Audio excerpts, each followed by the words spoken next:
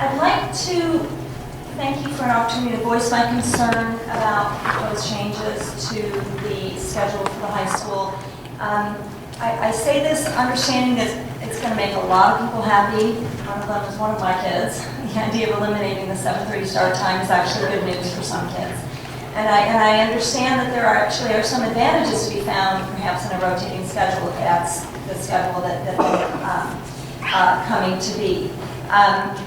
And I understand, obviously, we're talking tonight about the need to maximize efficiencies anywhere we can. And so I am aware of all of this. I just want to make a plea that you, in implementing this schedule, if indeed it happens, that you consider that very particular issues for our rising seniors. I have one of them. I'm not the only one, naturally.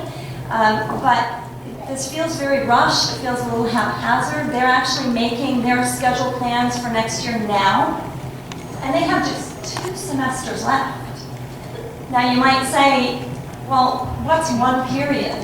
9 periods is a lot, and it's true. It's not about graduation requirements. Most of these kids are going to well exceed graduation requirements, but if we want to try to continue to have our kids be competitive at some of the more challenging colleges and universities in this country, they need to have all 5 core classes for 4 years. That's 5 core classes for 4 years. So your 5 classes, PE, practical arts, and lunch. There's no time for that great sounding computer class we just heard about. So I understand there's changes coming, and I'm not afraid of change, I'm not opposed to change, but I hope that when these changes are being implemented, that there will be some sensitivity to perhaps working with our rising seniors to accommodate those who are trying to fit in that extra 8 We must have a hours. 9-period schedule in some configuration to achieve this. Many of our peer districts use a 9-period rotational drop schedule, and I'm glad that is being considered at this time.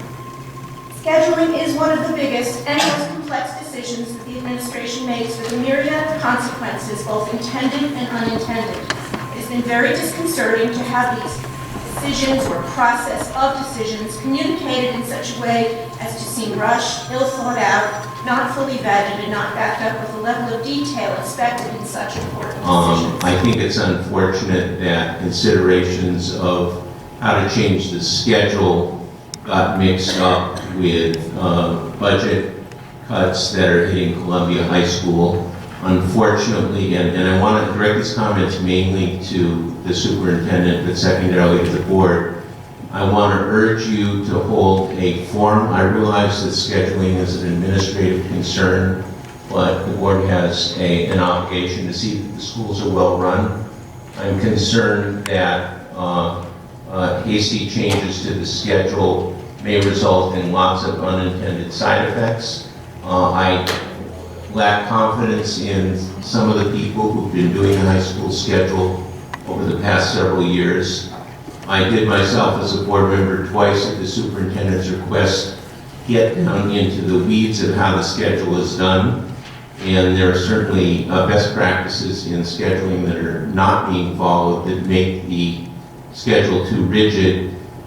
So I think shining a lot of light on this and listening even to the most strident critics that you might read on Maplewood Online will serve us well in understanding what we're trying to do. And in particular, I urge you to urge the staff and administration in the school not to use the budget cuts as an excuse for why there's rigidity in the schedule.